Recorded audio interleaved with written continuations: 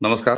प्रारब्ध पर आप सभी का स्वागत। मैं अवनीश। चैनल आपने सब्सक्राइब किया है, वीडियोस को आप लाइक करते हैं, शेयर करते हैं, इसके लिए आपको बहुत-बहुत धन्यवाद। चैनल के बेल आइकन को जरूर दबाइए और वो भी ऑल नोटिफिकेशंस ऑन इस ऑप्शन के साथ, ताकि किसी भी अपलोड की सूचना सीधे आपको मिले। हमारे पास स्वागत की थाली तैयार है, सामने जिनका स्वागत करना है वो नजर आ रहे हैं आपको। तो आइए, फूल, चंदन, अक्षत, माला और इसी के साथ तमाम स्वागत सामग्रियों के साथ व्यालोक जी का स्वागत करते हैं। व्यालोक जी, बहुत-बहुत स्वागत, नमस्कार। प्रारब्ध के सभी दर्शकों, श्रोताओं और संपादक जी को जय श्री राम, नमस्ते, वंदे मातरम।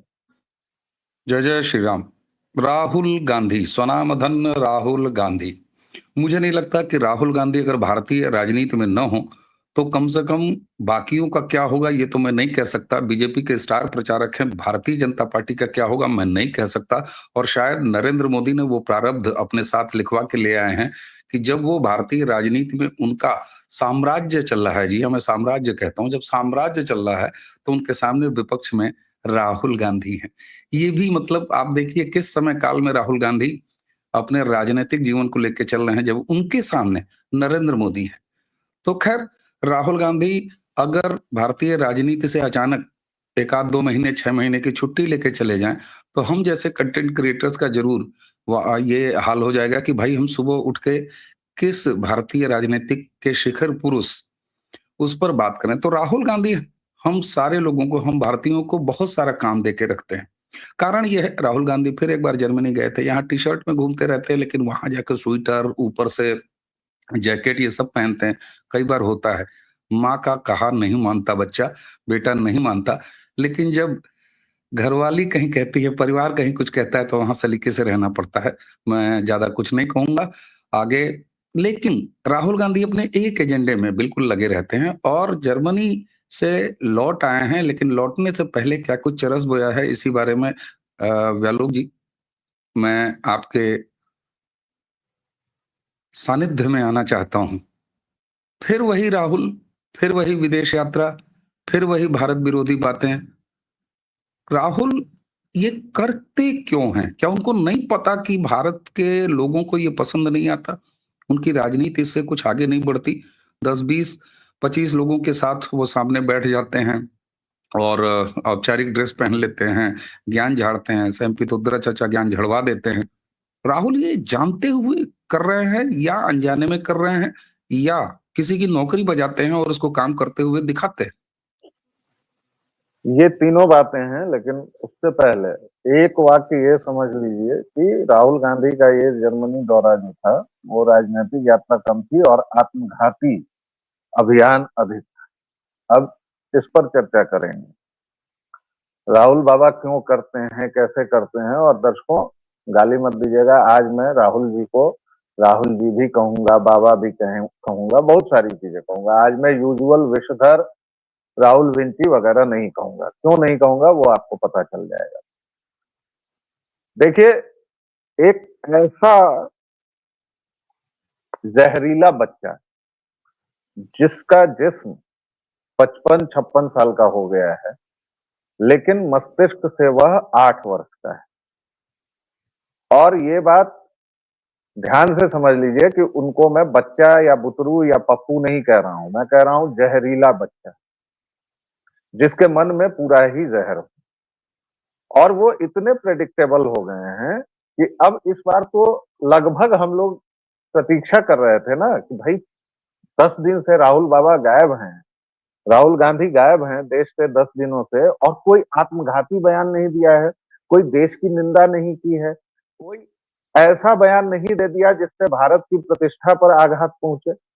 और कल परसों उन्होंने मुंह से जो भी मौखिक बवासीर उनको हुआ था उसका प्रदर्शन कर दिया। क्यों करते हैं ये ऐसा?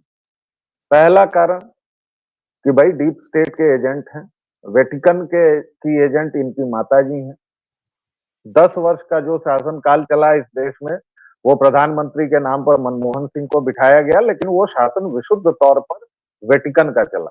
आप उस दौर के कानून देख लीजिए, उस दौर का निजाम देख लीजिए, उस दौर की हरकतें देख लीजिए। उस दौर में संस्थागत तौर पर छत्तीसगढ़ में कितना धर्मांतरण हुआ वो देखिए, पूरे देश में ईसाई कितने बढ़े वो भी देख लीजिए।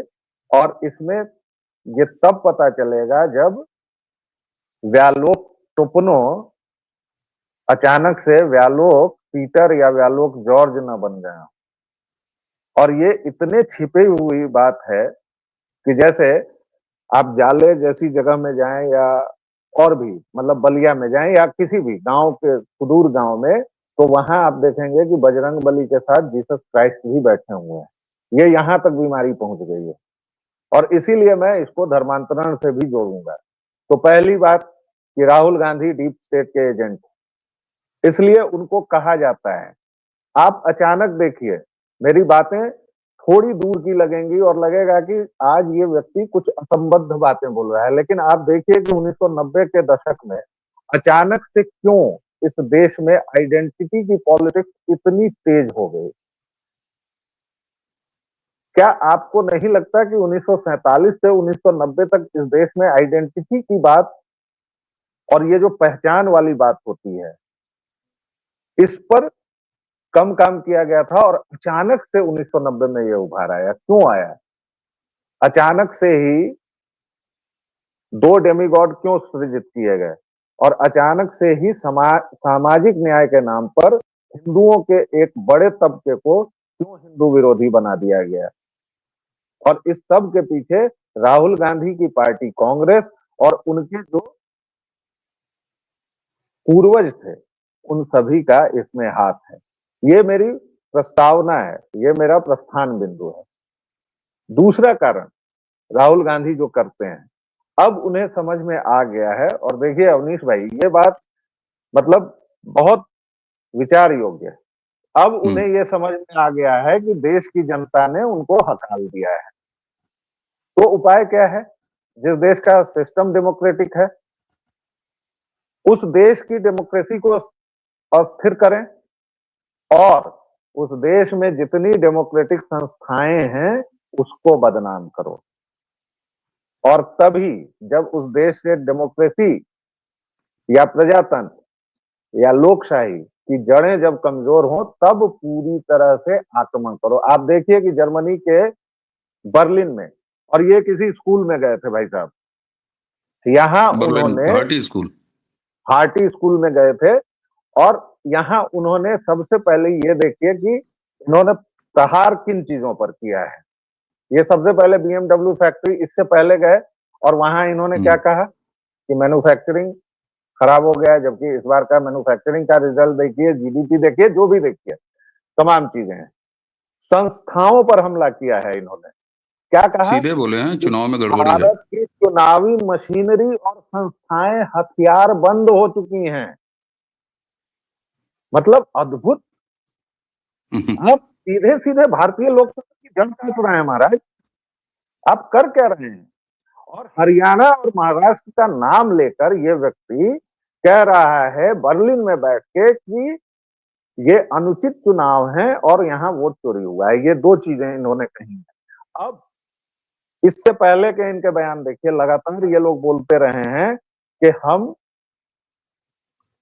चुनाव आयोग के नेताओं को, चुनाव आयोग के अफसरों को हम सजा देंगे।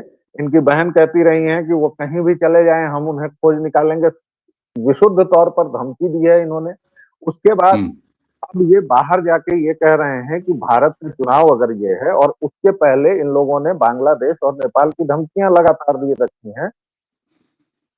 तो ये तो 2 और 2 4 की तरह साफ है ना सर, कि ये चाह रहे हैं टू प्रॉन्ग स्ट्रेटजी है कि पहला भारतीय लोकतंत्र की संस्थाओं और भारतीय लोकतंत्र पर सवाल उठाओ, उसको कमजोर कर दो। और दूसरा, इनके पास एक बड़ी भीड़ है कौम की, और उस कौम को सड़कों पर कभी वक्फ के नाम पर, कभी CAA के नाम पर, कभी किसी के नाम पर उतार दो और बांग्लादेश में हिंदुओं की लिंचिंग पर मुंह में दही जमा लो। यही इनका श्रेय है, यही इनका प्रेय है। जी ठीक है, लेकिन जरा आप दूसरे पक्ष पे बात करें। ये कहते हैं जैनजी सड़क पे उतरो, घंटा नहीं जैनजी उतरता है तो अरुणाचल जैसे स्टाइल में उतर जाता है और कहता है कि पर डे 2,000 रोहिंग्या और बांग्लादेशी घुस रहे हैं, हम सबको खदेड़ेगा और फिजिकल वेरिफिकेशन पर उतर आता है जंजे। दूसरा, एक जंजे है जो धीरेन्द्र शास्त्री के पीछे लाखों लाखों की संख्या में युवा संत, युवा सन्यासी, युवा कथावाचक जो भी आप कह लीजिए। तो जंजे के जो आह्वान है इनका उसके सामने ये हाल है। अब आइए जरा पॉलिटिकल एलाइज जर्मनी के 1 घंटे उस वीडियो में इन्होंने ये भी कहा है कि इंडिया अलायंस, पता नहीं इंडिया अलायंस मरहूम कहाँ है? हाँ, मुझे तो कहीं दिखता नहीं, लोगों को भी नहीं दिखता। उन्होंने कहा कि कोई पार्टियां आरएसएस की विचारधारा से सहमत नहीं है। अरे ठीक है भाई साहब, आरएसएस की विचारधारा से सहमत हो जाइएगा तो आपका कल्याण ना हो जाएगा, छोड़िए। लेकिन अगर पॉलिटिकली सहमति असहमति की बात करें, तो जो ये वोट चोरी का झुंझुना बजाते हैं, उमर अब्दुल्ला ने कहा कि भक, ये उसका अपना प्रॉब्लम होगा, हमारा प्रॉब्लम नहीं। इसके अलावा वोट चोरी में और कौन शामिल है? कई नाम मैं गिना सकता हूँ जिन्होंने कहा कि नहीं, नहीं फालतू मुद्दा है। शरद पवार कह चुके हैं फालतू मुद्दा है। अखिलेश यादव आप देखिए वोट चोरी पे कभी वो तीखा नहीं बोलते। तेजस्वी ने वोट चोरी किया तो देखिए जनता ने उनका क्या चुरा लिया पकड़ के, मतलब ऐसी ऐसा अंग चुराया है कि वो इस समय अपने ईसाई पत्नी के साथ क्रिसमस मना रहे हैं। बहरहाल सवाल ये होता है कि ये बार-बार थेथराई कर रहे हैं। मैं इसीलिए इस मुद्दे पर आ रहा हूँ। ये बार-बार थेथराई कर रहे हैं, ये ज़हरीले हैं, ये ज़हरीले नाग हैं, आप विषधर कहते हैं, वेटिकन के एजेंट हैं, लेकिन घंटा कुछ उखाड़ तो पा नहीं रहे हैं। सवाल ये होता है कि उसके बाद भी ये थेथराई क्यों कर रहा है आदमी? परसिस्टेंस, लगातार श्रम, ये इनको इनका रिलीजन सिखाता सॉरी, है। गलत काहे का चुन लिया सॉरी? मैंने, आप बोलते जाइए। ये लोग लगातार तब तक हमला करते हैं, और देखिए राहुल गांधी को अगर कोई हिंदू समझता है तो मैं उसको दंडवत करता हूँ। राहुल गांधी पक्के ईसाई हैं। उनका रिलीजन उनको सिखाता है कि सभी काफिरों को कन्वर्ट करो। हुँ, एक किताब वाली जो दूसरी राजनैतिक विचारधारा है मोहम्मदवाद, वो आपकी गर्दन उतारने पर और ये प्रेम से चाकू फेरने पर काम करता है। बस दो अंतर है, वरना हुँ, कोई भी एक पंथ, एक उपदेशक और एक किताब पर आधारित कोई भी मतलब कोई भी मजहब या रिलीजन आपको बर्दाश्त कर ही नहीं सकता। हुँ, उसके लिए तो भाई कयामत के बाद आखिरत का जजमेंट आएगा ना, जजमेंट डे है। उसके हुँ, समय तक उसके दिमाग को इतना कुंद कर दिया गया है, इतना हुँ। ज्यादा उसकी प्रोग्रामिंग कर दी गई है कि वो तब तक लड़ेगा जब तक आखिरी हिंदू बचा हुआ है। इसलिए आप पॉलिटिकल राहुल थेथराई गांधी क्यों को कर रहे हैं? हत्या में नहीं ले सकते हैं। पॉलिटिकल खतरे इसलिए कर रहे हैं कि उनके पास और कोई जवाब नहीं है। वो मुसलमानों को लाने की अपने साथ हिमाकत पर पूरी तरह काम कर रहे हैं, लेकिन बीच में ओवैसी जैसे लोग उनका खेल बिगाड़ दे रहे हैं। इसलिए आज आपने ये सवाल पूछा तो मुझे बड़ा मनोरंजक वो एक दृश्य याद आया।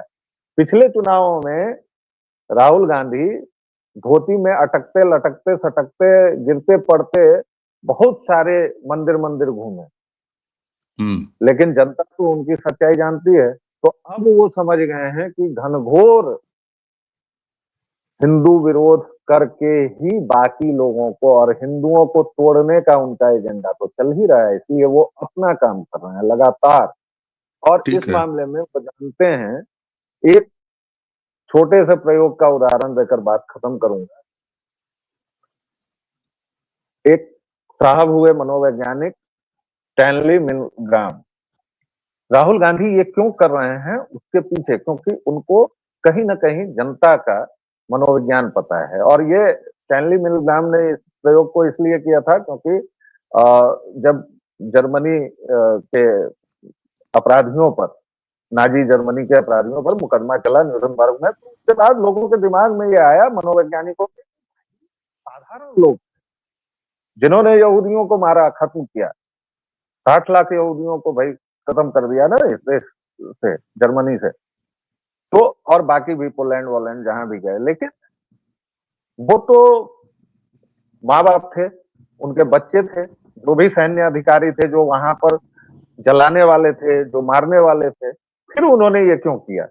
उसने एक प्रयोग किया और कहा कि दो लोगों को आमने सामने बिठाया है, उसमें से एक को सरकार का नुमाइंदा बताया जाता था और दूसरे को सामान्य आदमी, और कहा गया कि आप सरकार के नुमाइंदे हैं और आपको, इस व्यक्ति को हर एक गलत सवाल पर बिजली का झटका देना है। और आपको बताऊं, बड़ी आश्चर्यजनक बात है कि वो बिजली का झटका गलत जवाब देते देते ये लोग 440 वोल्ट तक भी ले जाते थे, जो प्राणघातक तक हो जाता था। और ये 65% लोगों ने किया। राहुल गांधी जानते हैं कि भारत में यह प्रतिशत तो और ज्यादा बढ़ सकता है। आखिर अभी भी पूरा देश जब एकजुट होकर बांग्लादेशी दीपू दास की नृशंस हत्या या 6 महीने से बांग्लादेश में जो चल रहा है उसके खिलाफ सड़कों पर एकजुट होकर हिंदुओं को आना चाहिए था, आ भी रहे हैं, बड़ी अच्छी बात है। दिल्ली, कोलकाता, और कोलकाता में जब ममता बानो की पुलिस उन पर लाठियां चला रही है तब ये शहजादा जाकर जर्मनी में इस तरह की उल्टियां कर रहा है। अब तो ये उपाय भाई, देखिए, मुझे नहीं पता कि इसके पीछे कौन सी राजनीति या क्या पहल है या क्या हो जाएगा अगर उसको देश लौटते ही गिरफ्तार करके और उस पर तमाम तरह के मुकदमे चलाए जाए। मुझे नहीं पता कि राहुल गांधी के लिए कितने लोग सड़कों पर उतर जाएंगे और क्या करेंगे। इसलिए मैं बस देख रहा हूं और मैं बस सोच रहा हूं कि किस दिन इसके पापों का घड़ा फूटेगा और ये आदमी सपरिवार जेल की यात्रा करेगा। जी। बिल्कुल ठीक बात है। सपरिवार जेल की यात्रा के इसने बंदोबस्त कर रखे हैं, इसके परिवार ने बंदोबस्त कर रखे हैं। इनके कर्म ऐसे हैं कि वो इनको नेचुरल जस्टिस की तरफ ले जाएगा। और नरेंद्र मोदी की जो कार्यशैली है उसके हिसाब से वो पॉलिटिकल वेंडेटा करते हुए नजर नहीं आते। मालूम है बहुत सारी आकांक्षा है जिसको आपने भी अपने शब्द दिए कि भैया इसको लौटते ही गिरफ्तार क्यों नहीं कर लो। ये लौट भी चुके हैं, गिरफ्तार न हुए हैं, न होंगे। मेरा ऐसा निजी मानना है कि नहीं, नहीं करना चाहिए। क्यों? क्योंकि फिर ये आपकी ही कही बात पर भारी पड़ जाएगा। ये व्यक्ति उन 65% लोगों को और ज़्यादा करंट दे रहा है और इसकी किसी भी तरह की गैर वाजिब, पॉलिटिकली गैर वाजिब गिरफ्तारी, हालाँकि आधार बनते हैं। सुप्रीम कोर्ट ने कहा सच्चा भारतीय ऐसा नहीं कह सकता, तमाम मामलों में ये देखा गया है। लेकिन इस तरह की कोई गिरफ्तारी फिर आपकी उसी थ्योरी पे भारी पड़ जाती है कि वो 440 से ऊपर वाला करंट भी चला जाएगा और वो इनके हक में होगा। नरेंद्र मोदी इतने कच्चे राजनीतिक घोटियां खेलने वाले नहीं हैं। भावनाओं से राजनीति नहीं चलती। राजनीति बहुत क्रूर होती है। वैलोक जी, आप ये जानते हैं। और उसी राजनीतिक क्रूरता के शिकार हो रहे हैं राहुल गांधी 2014 से। इन्हें अभी और इनका शिकार खेला जाना है और कौन शिकारी है ये साफ तौर पर दिखाता है कि खुद नरेंद्र मोदी कहते हैं कि कम से कम मेरे राजनीतिक कौशल पर आप शक मत करिए। साथ उनको जनता का है 2014 से। इसलिए एक घाघ राजनेता, अजीब लगेगा, घाघ शब्द नेगेटिव, मैं कहता हूं कोई शब्द नेगेटिव नहीं होता, आप किस संदर्भ में इस्तेमाल कर रहे हो। और मैं जब नरेंद्र मोदी को घाघ राजनेता कहता हूं तो राजनीति इतनी क्रूर होती है कि इसमें घाघ होना ही होगा। आपको बहुत ज्यादा जनता की बेहद मांग पर कोई काम करके और आप उल्टा नहीं कर सकते। इतिहास में कई ऐसे उदाहरण हैं, जब मैं आपको गिनाना शुरू करूंगा तो आप कहेंगे वाह, अगर ऐसा न हुआ होता तो वैसा हो जाता। मैं आज भी कहता हूं कि अटल बिहारी वाजपेयी की बहुत बड़ी भूल थी कि उन्होंने तब पॉलिटिकल ब्लैकमेलर सुब्रमण्यम स्वामी को मैनेज नहीं किया और एक वोट से उन्होंने अपनी सरकार गंवा दी, जिसका कितना लंबा असर हुआ कि हमने दौड़ा दौड़ा कौन दौड़ा, देवगौड़ा से लेके और गुजराल तक की आत्मघाती सरकारें देखी। तो राजनीति इसीलिए मैं कहता हूं खेल है। महबूबा मुफ्ती के साथ मिलकर जब कश्मीर में सरकार भारतीय जनता पार्टी ने बनाई तो बहुत सारे लोगों ने कहा, मैं उस समय यूट्यूब पे नहीं था, मैंने फेसबुक पर लिखना लगातार जारी रखा कि भाई साहब, अगर किसी के दिल तक आपको अपनी जगह बनानी है या किसी का सीना चीर के रख देना है, ऐसी दोनों स्थितियों के लिए आपके हाथ का उसके यहां तक पहुंचना बहुत जरूरी है। और उसके बाद 370 कैसे हटा? क्योंकि आप सरकार के हिस्से थे, आपके नज़रों के सामने फाइलें थीं और आपका एक्सेस था। तो इसलिए राजनीति क्रूर होती है और उसे क्रूरता के साथ ही करनी चाहिए। भावनाओं से भरे हुए व्यक्ति को कलाकार होना चाहिए, उसे पेंटिंग बनानी चाहिए, उसे थिएटर करना चाहिए, उसे बाकी काम करना चाहिए, कुछ किताबें लिखनी चाहिए। चलो जी, आपने हमें समय दिया, आपका बहुत-बहुत धन्यवाद। दर्शकों, राहुल गांधी, दुआ कीजिए कि इसी तरह बने रहें। तो आज की चर्चा यहीं समाप्त। मुझे यानी अवनीश और व्यालोक जी दोनों को आज्ञा दीजिए। नमस्कार, प्रणाम, जय जय श्री राम। जय श्री राम।